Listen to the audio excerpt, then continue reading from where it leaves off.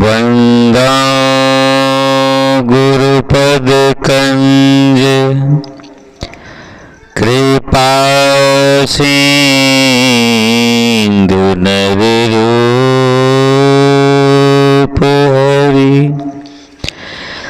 महामोहतम पुंज जाओ सुवचन रवि कर निकर गुरु के सुमिरन मात्र से नाशत विघ्न अनंत ताते सर्वारंभ में ध्यावत है सब संग। गुरु की महिमा अनंत है, अनंत किया उपकार। लोचन अनंत उघारिया, अनंत दिखावन हार, अनंत दिखावन हार, अनंत दिखावन हार। मेरे आध्यात्मिक और परमार्थिक जीवन के प्रबल प्रेरणा स्रोत परमाराध्य परम पूज्य सद्गुरुदेव जी, अर्चनीय वंदनीय मुदमंगलमय संत समाज, सत्संग स्थल पर बैठे हुए देव तथा देवियों, सबों के पावन चरण कमलों में इस सेवक के तरफ से त्रैवार शाहे बंदगी, शाहे बंदगी, शाहे बंदगी। सदगुरु कबीर साहब जी के एक बहुत ही फेमस, उसमें सदगुरु कबीर साहब जी कह रहे हैं कि मजा लूट वंदे गुरु बंदगी का, नहीं है ठिकाना जरा जिंदगी का। बंदे कहते हैं जो बंधन में हो। बंधन एक क्या है? व्यवहारिक बंधन। आध्यात्मिक क्षेत्र में वो कौन सा बंधन है, वो कैसी बंधन है, जिसे सदगुरु कबीर साहब जी ने बंदे कहा। उनको अन्यंत्र भी कहे हैं कि बंदे करिले आप निवेरा, आप जियत लखूं आप ठौर करो, मोए कहाँ घर तेरा। कि ए बंदे, जीते जी ये विचार कर लो, इसका जानकारी ले लो, ये जान लो कि मरने के बाद कोई नहीं देखा है। उधर मुक्ति मिलेगा कि नहीं मिलेगा, स्वर्ग मिलेगा कि नहीं मिलेगा, उसका क्या गारंटी है? क्योंकि आज तक जितना भी आदमी मर के गए हैं, कोई आके नहीं कहा है कि स्वर्ग ऐसा है। आप लोगों के कहीं दृष्टि में है कहीं कि कोई स्वर्ग से घूम के आके बताया है कि स्वर्ग में ये सब सुख है, ऐसा सुविधा है? कहा है, जिंदा कोई वहां जा नहीं सकता है। और जो भी पुराने ग्रंथों में इनकी चर्चा है वो काल्पनिक है। बाहर में स्वर्ग नरक खोजना ही काल्पनिक है, कहीं नहीं है स्वर्ग नरक। आपको पूरा विश्व का नक्शा मिल जाएगा, कहाँ क्या है वो सब मिल जाएगा, रास्ता भी। लेकिन स्वर्ग कहाँ है नरक कहाँ है वो किसी को पता नहीं चला। इंसान अंतरिक्ष में दूसरे ग्रह पर से घूम घूम के आ गया, अपना धरती छोड़ के दूसरे धरती पे चल गया, लेकिन कहीं उसको स्वर्ग नरक दिखाई नहीं दिया। और दूसरी बात कि आज तक जितने भी मरने वाले हैं वो गए हैं तो आए नहीं है स्वर्ग का समाचार कहने। आए हैं कोई? जब वो आए नहीं है और जिंदा वहां जा नहीं सकता है तो कैसे पता चलेगा कि स्वर्ग कहाँ है, उसका सुख कैसा है? इसलिए वो सिर्फ मन का भड़ास है। जो चीज मनुष्यों यहां भोग नहीं पाया, उसका कामना, उसका इच्छा का पूर्ण तृप्ति नहीं हुआ, वो चीज जो है उस कामना को पूरा करने के लिए उन्होंने आकाश पाताल में ऊपर में जो है स्वर्ग की कल्पना कर लिया। वो सिर्फ मन की कल्पना है। यहां धरती पे वो जल्दी मर जाता था, उसकी इच्छाएं, उसकी आशा पूरी नहीं होती थी। इसलिए स्वर्ग में उन्होंने बहुत लंबा जीवन का कल्पना किया कि बहुत ज्यादा दिन तक जिएंगे।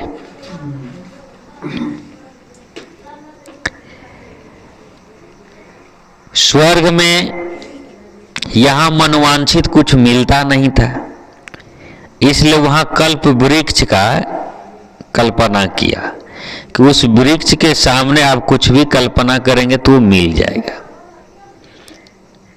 कामधेनु गाय है, बहुत सजा हुआ है, यहां झोपड़ी में रहता था, घास फूस का घर बना के रहता था। तो स्वर्ग में बहुत सुंदर महलों का जो है कल्पना किया कि वहां महलों में रहना होगा। यहां जो है उसके मन के मुताबिक उसकी पत्नी नहीं मिलती थी, इसलिए वहां जो है इंद्रासन में स्वर्ग में परियां जो है अप्सराएं, उनकी कल्पना किया। जो मतलब यहां तकलीफ होता था, जो इच्छा पूरा नहीं हुआ वो जाके स्वर्ग में वो एडजस्ट करवा लिया। यहां शरीर में बदबू आता है, पसीना होता है, स्वर्ग में पसीना नहीं आएगा। यहां आदमी रोगी होता है, बूढ़ा हो जाता है, और स्वर्ग में सब दिन जवाने रहेंगे, बूढ़ा नहीं होंगे।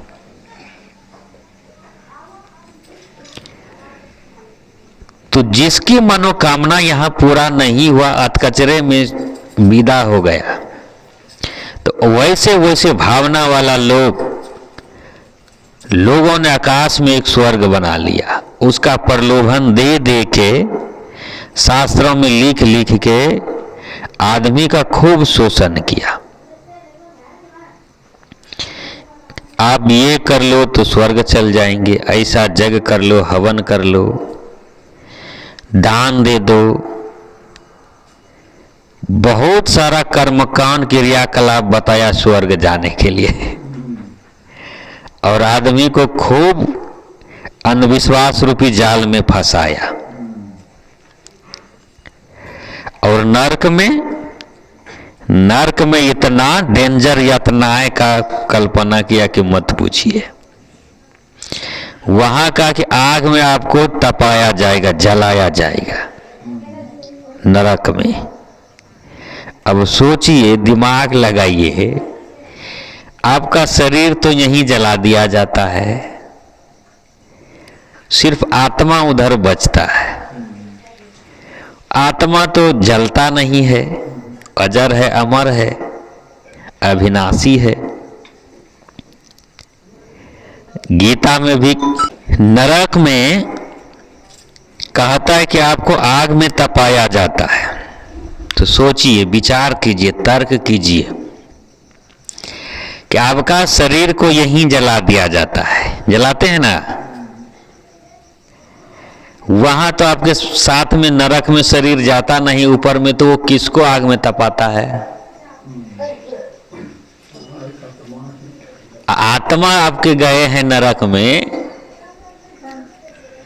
तो आत्मा तो जलता नहीं है, वो अजर है, अमर है, अविनाशी है, अखंड है। तो फिर वो किसको जलाता है वहां? शरीर आप यहां न जला दिए, गंगा जी के किनारे, तो वहां नरक में किसको जलाते हैं? आत्मा जलता नहीं है। वहां जो है बहुत यातनाएं, तलवार पे चलना पड़ता है, बहुत वो जो घाव घोंस होता है, जख्म, वो सबका पीत मवाद मुँह झोंका जाता है। तो जब शरीर नहीं रहता है तो किसको प्रताड़ना उतना दिया जाता है? सोचिए। इसलिए उस सारे के सारे कोरा कल्पना है। और दूसरी बात, यदि आप स्वर्ग गए हैं तो शरीर आपका यहीं जल गया, तो सुख वहां के कौन शरीर से भोगेंगे आप?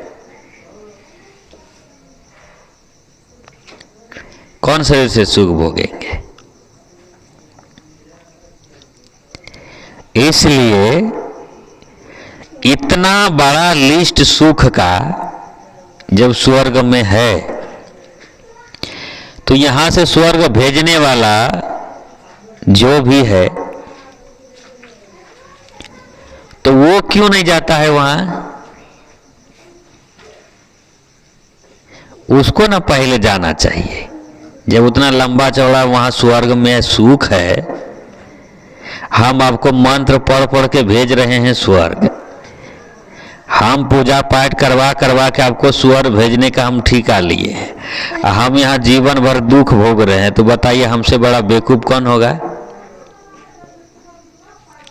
हम आपको वो वाला सुख में भेज रहे हैं जहां सब दिन जवाने रहेंगे, जहां परियां हैं, अप्सराएं हैं, बहुत सजा हुआ एकदम महल है, कोई बीमारी नहीं है, खाली भगवानी से सुगंधित है, खाली वहां अमृत मिलता है।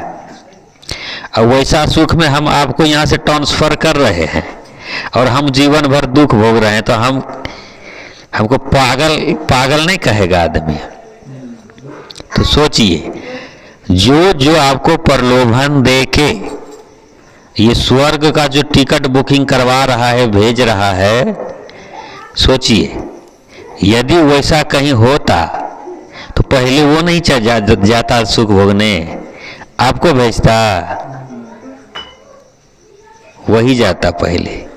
इसलिए कहीं स्वर्ग नरक है नहीं, वो झूठों का मन से कल्पना करके आपको बरगलाता है, अंधविश्वास रूपी भट्टी में झोंकता है आपको। इसलिए हमारे महापुरुषों ने, संतों ने स्वर्ग किसको कहा है? निर्मल मन को, शांत मन को, अच्छा व्यवहार को, अच्छा संस्कार को, सुखमय जीवन को। ऐसे यदि आपका जीवन है तो स्वर्ग में है आप। यदि आप के अंदर दया है, क्षमा है, इंसानियत है, मानवता है, सदाचार है, ईमानदारी है, आपके अंदर सत्य कूट कूट के भरा हुआ है, आप सत्य के अलावा झूठ में कदम नहीं रखते हैं, खुशहाल जिंदगी है, सबसे प्रेम है, तो वही आपका स्वर्ग जीवन है। आप नरक में भी रहेंगे ना जाके, तो वो वहां भी आप स्वर्ग बना दीजिएगा। और नरक क्या है? जब आप क्रोधी हैं, लालची हैं, ईर्ष्या है, लोभ लालच है, डाह है, वैमनस्य है, भ्रष्टाचारी करते हैं, बेविचारी करते हैं, अब जुआरी हैं, शराबी हैं, कबाबी हैं, किसी का ठगते हैं, किसी को दुख देते हैं,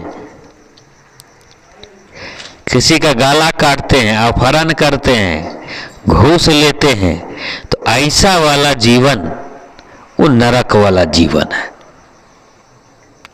आप धरती के किसी भी कोने में रहेंगे तो वहां भी वो नरक बना के रख दीजिएगा। ऐसे वाला जीवन में आपको कभी भी शांति मिलने वाला नहीं है, सुख मिलने वाला नहीं है, आनंद मिलने वाला नहीं है, चैन मिलने वाला नहीं है, तो वही नरक जीवन है। और यम क्या है? यम का इतना भयंकर रूप बनवा दिया है पोगापंथियों ने, एकदम विशाल चेहरा, बड़ा बड़ा बाल, सींग, पूंछ सब बनवा दिया है, वो यम हो गया। वो यम नहीं है। आपके अंदर जो वासना है यही यम है। ये वासना ही जो है यही आदमी को दुख देता है और प्रताड़ित करता है। यदि ये वासना नहीं रहे तो आदमी को दुख नहीं होगा, ये जन्म मरण नहीं होगा। भगवान बुद्ध ने इतना तपस्या के बाद दुख का, नरक का कारण क्या कहे? इच्छा, कामना, वासना, यही है दुख का जड़। इसको मिटाना वो सुख है। इसको आप खत्म कर दीजिए ज्ञान से, ध्यान से, साधना से, भक्ति से, गुरु के शरण में जाकर गुरु के युक्ति से, फिर सुख ही सुख है, आनंद ही आनंद है, फिर सदा के लिए आप स्वर्ग में हैं। जिस समय आप खैनी खाते हैं, बीड़ी पीते हैं, शराब पीते हैं, तंबाकू, जर्दा, गुटखा, चरस, अफीम, कोकीन, ये सब जब आप इस्तेमाल करते हैं तो सोचिए वो नरक वाला जीवन है कि नहीं। आपका स्वास्थ्य खराब हो रहा है, आपका संपत्ति का नाश हो रहा है, आपके बच्चे घर में बिगड़ रहे हैं, उसके ऊपर बुरा प्रभाव पड़ रहा है, तो वो नरक जीवन है कि नहीं। बात बात में जो है अपना फैमिली को, अपना परिवार को, अपने बच्चे को जो है लाठी सोटा उठा देते हैं, प्रताड़ित करते हैं, गाली गलौज करते हैं, हरदम किच किच किच किच किच किच घर में होता रहे, तो ये नरक है कि स्वर्ग है?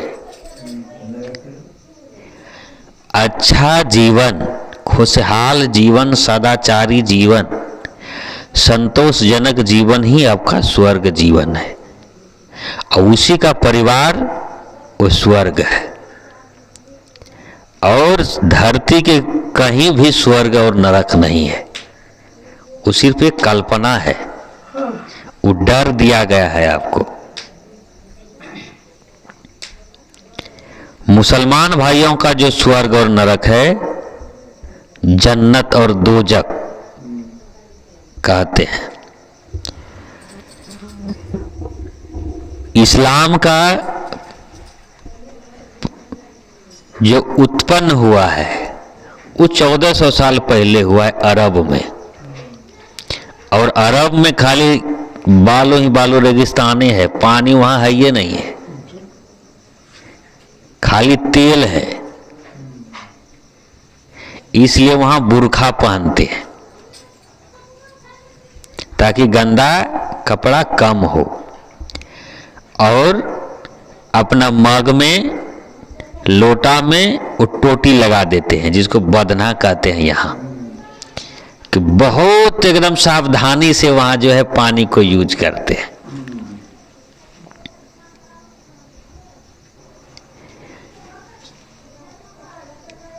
वहाँ पानी बहुत कम है, पानी है ही नहीं, दूसरे देश से सप्लाई वहाँ जाता है,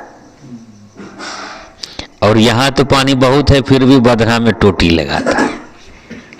वो धर्म कर्म उसको मान लिए, धर्मों में जोड़ लिए हैं आदमी।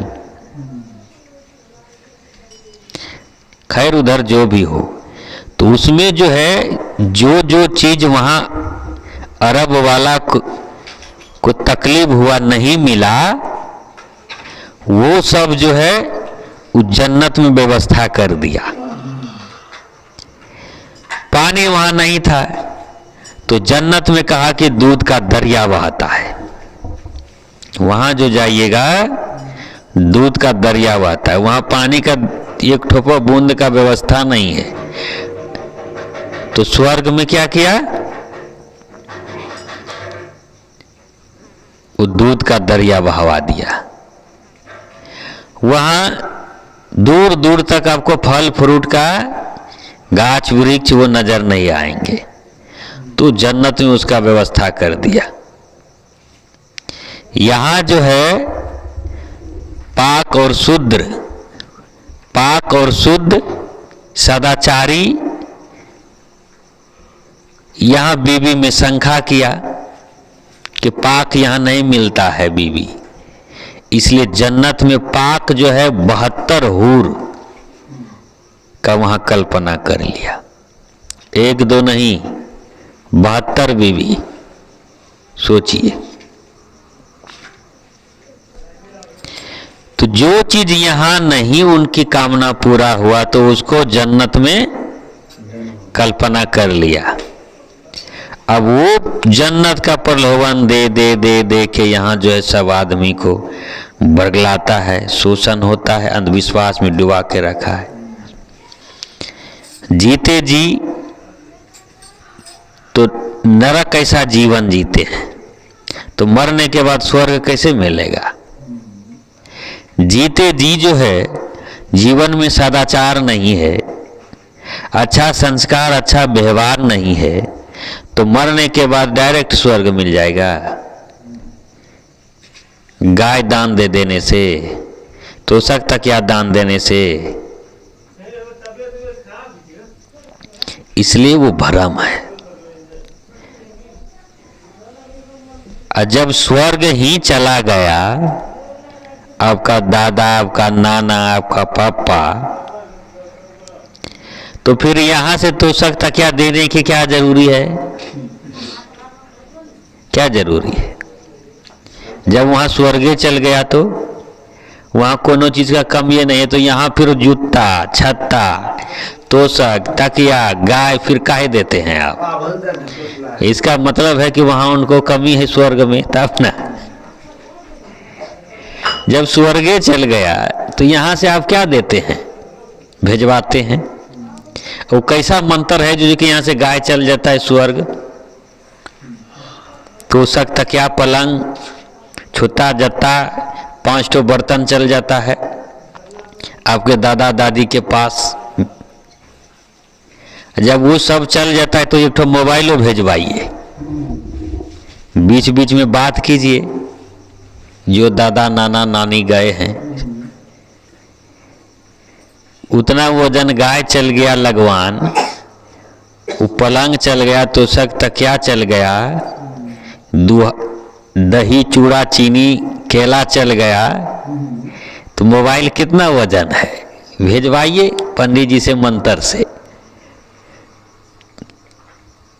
कि थोड़ा इसको भी भेज दीजिए, बातचीत होते रहेगा। इतना देखने के लिए मिलता है कि यदि बूढ़ा चल गया है स्वर्ग, बूढ़ी यदि यहाँ बचा है, तो इतना तकलीफ बूढ़ी को देता है कि मत पूछिए। पंडित जी को कहिए कि महाराज थोड़ी बूढ़ी को भी वहाँ बूढ़ा के पास भेज दीजिए स्वर्ग में, वो एक वहाँ पड़ा हुआ एक यहाँ है, दोनों तकलीफ का वहाँ वो कैसे क्या करता होगा पता नहीं। तो सोचिए, भेज पाएंगे? कोई व्यवस्था है, कोई मंत्र है ऐसा? जब जानते हैं कि नहीं भेज पाएगा तो पलंग का ही भेजवाते हैं आप। और गाय जिसको देते हैं आप, उसके बच्चे और वो खा खा के दूध मोटाते हैं, वो पलंग पे सोते हैं। अब बहाना आपके दादा दादी का है। तो ये सब थोड़ा तर्क कीजिए, समाज में जागरूकता लाइए, और सरपट ये शोषण वाला काम बंद करवाइए। वो पैसा यदि बचेगा तो अपने बच्चों को पढ़ाइए लिखाइए, घर मकान बनवाइए, अपना बैंक में रखिए, धर्म कर्म में यूज कीजिए, समाज को दीजिए। समाज में बहुत ऐसे गरीब बेटी है, उनका शादी करवाइए। बीमारी से मर रहे हैं, उसमें दीजिए, ज़्यादा है तो शुभ कर्मों में लगाइए। लेकिन अंधविश्वास के नाम पर, कोला करपना के नाम पर आप फिजूल का जो लुटवाते हैं, क्या है ये? इसलिए होशियार होना होगा। एक पंडित जी गया, वो जो बोर करवाते हैं ना, बोरिंग, वो पानी देखने के लिए गया नीचे कहाँ है। तो जजमान के यहाँ गया, और जजमान जी क्या किए थे, चूड़ा दे दिए थाली में, उसके ऊपर चीनी दे दिए और फिर दही दे दिए। वो चीनी दिखाया नहीं और वहाँ पंडित जी को दे दिया खाने के लिए। अब वो गुस्सा गए जजमान के ऊपर कि चीनी कहाँ दिए हैं आप, ऐसे कैसे खाएंगे? बोला पंडित जी, 1 इंची नहीं है दही, फिर उसके नीचे चीनी है, आपको पता नहीं चला? यहाँ 100 फीट पानी कहाँ है, किधर है, नहीं है, वो कैसे पता लगाएंगे आप? सोचिए, आपको दही के नीचे चीनी है वो पता नहीं लगा आपको, और आप गुस्सा रहे हैं, तो आप इतना धरती के नीचे पानी कहाँ है, किधर है, कैसे पता लगाएंगे आप? जाइए, वो भेज दिया। सोचिए, जो दूसरे का भविष्य देख के उसके दुख को दूर करते हैं, वो खुद उसको अपना भविष्य का मालूम नहीं रहता कि मेरे भविष्य में दुख आने वाला है कि सुख आने वाला है। खुद जीवन भर दुखी रहते हैं। एक फिल्म है अमरीश पुरी का, वो पंडित जी आता है और पंडित जी को पूछता है कि हम कितना दिन जिएंगे, थोड़ा भविष्य पता देख के बताइए। कहा कि आपका ज़्यादा उम्र नहीं है, ज़्यादा दिन तक नहीं टिक पाएंगे। तो वो बोले कि आपका कितना है? वो बोला कि अभी हम थोड़ी मरने वाले हैं, 150 साल तक जिएंगे। वो तुरंत जो है अपना हथियार निकाल के उसको खोपड़ी में मार दिया, खत्म हो गया। उसके बाद बोले कि बताइए, ये मेरा भविष्य दिख रहा था कितना साल जिएंगे, ये अपना कहता है 150 साल जिएंगे। उपल और डेट हो गया। तो उसी तरह जो है वो सब कोरा कल्पना है, अंतर मंतर तंत्र, वो सब जो है वो मन से गढ़ा हुआ चीज है। एक मरे हुए मच्छर को 100 देवता मिलके 100 भगवान मिलके उसको जिला नहीं सकते जो मर गया।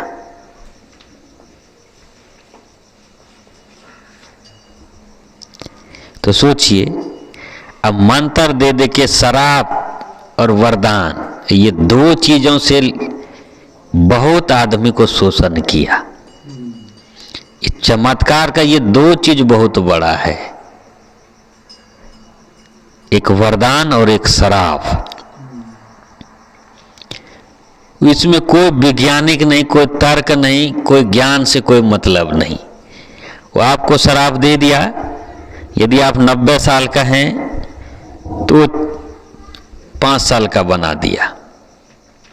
यदि आप 5 साल के हैं तो शराब दे दिया, वरदान दे दिया तो 100 साल का कर दिया। वो किसी को वरदान दे के 1 लाख उम्र कर दिया, किसी को पक्षी बना दिया। शराब वरदान दे के आदमी से जानवर बना दिया, जानवर को आदमी बना दिया, पक्षी बना दिया। ऐसा दुनिया में सिस्टम है। मंत्र से मिट्टी पत्थर को मिठाई बना दिया, पहाड़ पर्वत बना दिया। ये सब क्या है? एक छोटे से जीव जंतु को विकसित होने में कितना समय लगता है, उसका नर मादा होता है।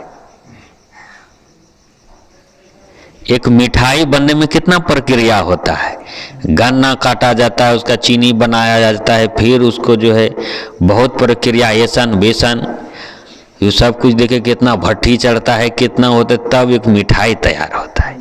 अब मंत्र से कैसे बन जाएगा? कोई कबूतर बना देता है, कबूतर ऐसे मंत्र से बन जाता है? दुनिया में कबूतर बनने का क्या सिस्टम है? जो पालता है उससे पूछिए। तो ये किताबों में जो है खाली मन से गढ़ गढ़ गढ़ के दूसरे का शोषण करने के लिए दुनिया भर का वरदान और शराब, 2 शब्द गढ़ गढ़ के आदमी को खूब बेखूब बनाया है और अपना स्वार्थ सिद्ध किया है। इसलिए ये सब तर्क बढ़ाइए, सत्संग में आइए, गुरु के शरण में आइए और अपने अज्ञान की पट्टी को खोलिए और ज्ञान का दीप जलाइए। अंधेरे में जीवन को मत गुजारिए, तर्क कीजिए, विवेक जगाइए, विवेक बुद्धि बढ़ाइए। और जो सिस्टम से विरुद्ध है, जो तर्क करने में विवेक पर नहीं ठहरता है, उसको हटाइए। उसके बाद सुख शांति होगा आपको। इसलिए सदगुरु कबीर साहब जी ने कहा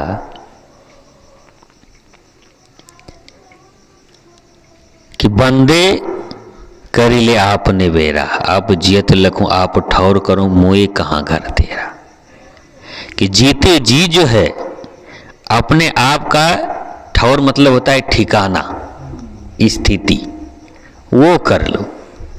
मरने के बाद वो छोड़ दो आशा, उधर क्या होगा। जीते जी कर लो, जीते जी जो ना तरे मोए का तरियो। जीते जी जब आप सुख शांति नहीं पाए, जीते जी आप आशा से, वासनाओं से, ममताओं से, लोभ मोह से आप मुक्त नहीं, तो मरने के बाद क्या होगा? वहाँ ना आपका ऐसा शरीर मिलेगा, ना ऐसा साधना करने के लिए मिलेगा, ना गुरु मिलेगा, तो वहाँ आप कैसे कल्याण करेंगे? इसलिए ये सुनहला अवसर है, इसी में आप अपना मुक्ति गति पा लीजिए, मरने के पहले, शरीर छोड़ने के पहले। इसलिए कहें कि बंदे करिले आप निवेरा आप जियत लखूं आप ठौर करो मोए कहाँ घर तेरा। ये अवसर नहीं चेत हूँ प्राणी अंत कोई नहीं तेरा। मतलब आप जब शरीर छोड़कर जाएंगे तो आप साथ में कुछ लेके जाएंगे। ये दुनिया का कोई भी वस्तु, कोई भी प्राणी, कोई भी पदार्थ आप लेके ना आए थे ना लेके जाएंगे। खाली आए थे और खाली जाएंगे। आप पहले जब आए धरती पर उस समय भी शरीर में कपड़ा नहीं था, और जाने के समय जब जलाएंगे वहां भी नहीं रहेगा। जब आए थे संसार में उस समय भी आपका जो पहला स्नान हुआ था वो भी दूसरा ही करवाया था, और जब आपका अंतिम स्नान होगा वो भी दूसरा ही करवाएगा। आप अपने से नहीं कर पाएंगे। जब आप पहले आए थे, जब आपके पार्टी चला, छठियारी कहता है ना उसको, तो उसमें भी आप पहला भोज पार्टी नहीं खाए थे भोजन, और अंतिम में भी जब आपका श्राद्ध होगा उसमें जो पार्टी चलेगा तो उसमें भी आप नहीं खा पाएंगे। आदमी का जब जन्म होता है तो उस समय वो अपने से कपड़ा नहीं पहन पाता है, दूसरा ही पहनाता है, और जब मरता है अंतिम बार भी वो दूसरा ही कपड़ा पहनवाता है।